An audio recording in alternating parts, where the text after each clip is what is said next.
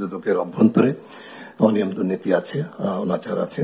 কালো টাকা বৈধতা দেওয়ার যে বাৎসরিক রীতি আমাদের রাষ্ট্রীয় বা সরকারি ভাবে প্রতিষ্ঠিত করা হয়েছে বাংলাদেশে, সেটি চিরতরে বন্ধ করতে হবে। রাজনৈতিক এবং নির্বাচনী অর্থায়নে স্বচ্ছতা এবং জবাবদিহিতা নিশ্চিত করতে চাই। আমাদের যে প্রতিবেদনটি সেখানে 47টি মোট সুপারিশ আছে। সেগুলোর মধ্যে থেকে উল্লেখযোগ্য কয়েকটি বিষয় যেগুলো মোটা দাগে স্ট্র্যাটেজিক বা কৌশলগত, সেগুলোর উপরে আমরা গুরুত্ব দিয়ে কয়েকটি বিষয় উত্থাপন করছি সংক্ষেপে। প্রথমে হচ্ছে যে আমরা যে বিষয়টি দেখেছি সেটা হচ্ছে যে দুর্নীতি দমন কমিশনের মতো প্রতিষ্ঠান কোন দেশে একক মতো বাংলাদেশেও এককভাবে দুর্নীতি নিয়ন্ত্রণ করতে পারে না। তার উপরে কেন্দ্রীয় দায়িত্ব দুর্নীতি নিয়ন্ত্রণের, কিন্তু তার জন্য একটা উপযোগী রাষ্ট্রীয় এবং সামাজিক পরিবেশ লাগে। পুরো রাষ্ট্র এবং সমাজকে সম্পৃক্ত করতে হয় দুর্নীতিবিধি অবকাঠামোতে। সেই বিবেচনায় আমরা প্রাথমিকভাবে বেশ কিছু গুরুত্বপূর্ণ প্রস্তাবনা করেছি আমাদের দেশের অভিজ্ঞতা বৈশ্বিক চর্চার উপর নির্ভর করে। তার মধ্যে অন্যতম হচ্ছে যে আমরা আমাদের সংবিধানের 20-2 অনুচ্ছেদ যেটি আছে সেটাকে সংশোধন করতে চাই। সেটি হচ্ছে যে সেখানে সুনির্দিষ্টভাবে ক্ষমতার অপব্যবহারের বিরুদ্ধে সাংবিধানিক একটা অঙ্গীকার, অর্থাৎ রাষ্ট্রীয় এবং আইনি ক্ষমতাটাকে অপব্যবহার করে ব্যক্তিগত স্বার্থে সুবিধা অর্জনে যে ধারা প্রতিষ্ঠিত হয়েছে বাংলাদেশে, সেটাকে তার বিরুদ্ধে একটা সাংবিধানিক অঙ্গীকার লাগবে। যেটা সুযোগ আমাদের সংবিধানে আছে, 20-2 অনুচ্ছেদে এই সম্পর্কিত অনুপার্জিত আয় অবৈধ বিষয়টি ঘোষণা করা আছে। এর সাথে আমরা এই বিষয়টি জোরালোভাবে সংযুক্ত করতে চাই সুনির্দিষ্টভাবে।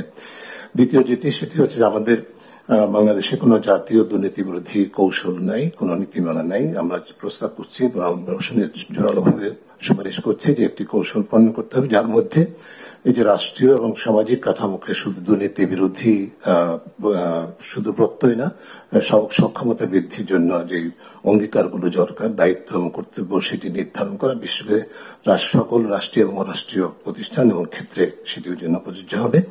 এবং এই কৌশলটি প্রতিপালিত হচ্ছে কিনা সেটি পরিবীক্ষণ পর্যবেক্ষণ মূল্যায়নের জন্য আমরা প্রস্তাব করেছি সংবিধানের 77 অনুচ্ছেদের সাথে সামঞ্জস্যপূর্ণভাবে ন্যায়পাল একটা কার্যালয় প্রতিষ্ঠা করা, যার দায়িত্ব হবে এই কৌশলের বাস্তবায়নের পরিবীক্ষণের বা প্রতিপালনের মূল্যায়ন করা ধারাবাহিকভাবে নিয়মিতভাবে।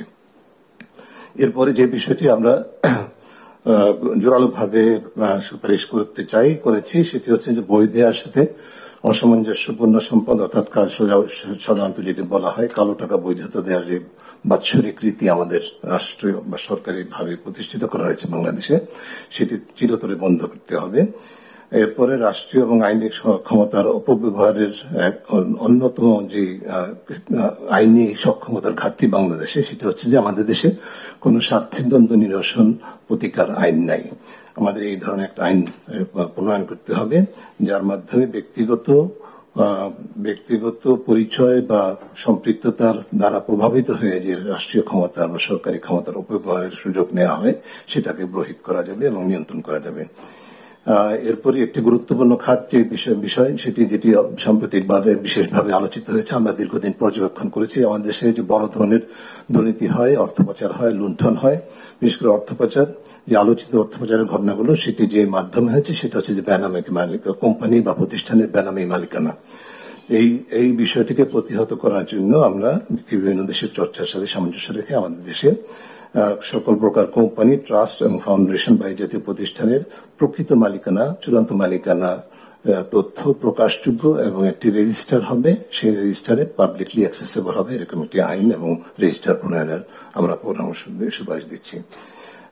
আমার পার্শ্ববর্তী কমিশন, নির্বাচন কমিশনের যে প্রস্তাবনা, নির্বাচন সংস্কার কমিশনের প্রস্তাবনার সাথে সামঞ্জস্যপূর্ণ, কিছুটা সাংবিধানিক সংস্কার কমিশনের সাথেও, সেটি হচ্ছে আমরা রাজনৈতিক এবং নির্বাচনী অর্থায়নে স্বচ্ছতা এবং জবাবদিহিতা নিশ্চিত করতে চাই এবং সেই লক্ষ্যে নিশ্চিত করা হোক, সেই লক্ষ্যে কতগুলো সুনির্দিষ্ট পরামর্শ আমরা উপস্থাপন করেছি।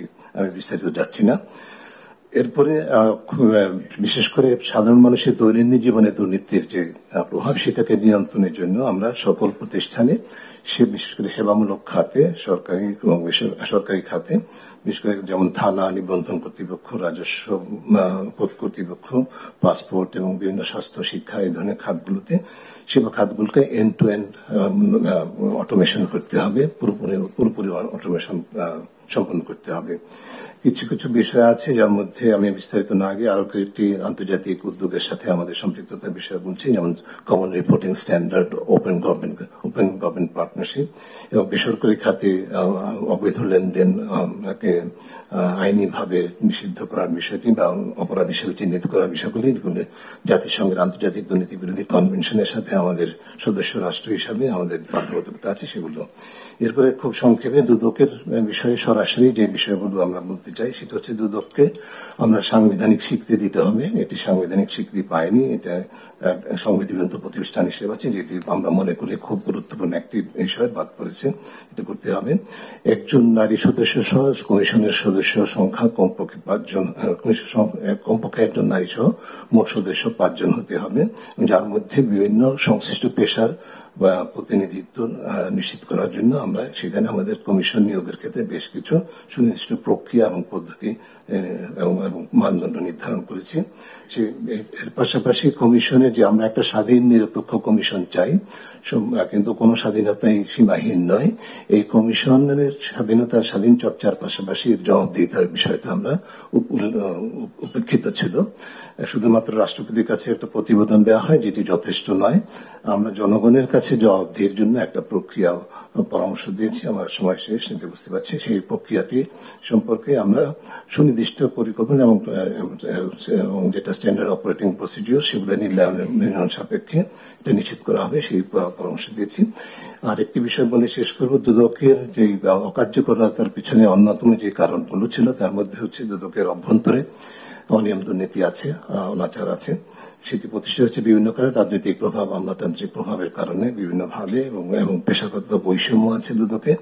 এই বিষয়গুলো নিয়ন্ত্রণ করার জন্য আমরা সুনির্দিষ্ট বেশ কিছু পরিকল্পনা প্রস্তাবনা করেছি, যার মধ্যে অন্যতম হচ্ছে দুদকের যারা বর্তমান কর্মীদের মধ্যে যাদের বিরুদ্ধে দুর্নীতির অভিযোগ আছে, অনাচারের অভিযোগ আছে, তাদেরকে একটা বিশেষ উচ্চ ক্ষমতা সম্পন্ন টাস্কফোর্সের মাধ্যমে তাদেরকে অপসারণ করতে হবে, জবাবদিহির আওতায় আনতে হবে বিচারিক প্রক্রিয়ার মাধ্যমে। পাশাপাশি দুদকের আমরা এমন একটা প্রতিষ্ঠান চাই যার মধ্যে যারা কর্মী হিসাবে থাকবেন সকল পর্যায়ে, তাদের এক ধরনের সেন্স অফ ওনারশিপ থাকবে, প্রাইড থাকবে যে তারা রাষ্ট্রীয় গুরুত্বপূর্ণ একটা প্রতিষ্ঠানে কাজ করছে। সেই জন্য যেরকম প্রণোদনার দরকার, সেই জন্য আমরা বিভিন্ন সুনির্দিষ্ট প্রস্তাবনা করেছি, ইনক্লুডিং হায়ার স্কেল, মানে বেতন ভাতার যে স্কেলটা সেটা সরকারি স্কেলের তুলনায় কমপক্ষে দ্বিগুণ প্রস্তাবনা করেছি আমরা।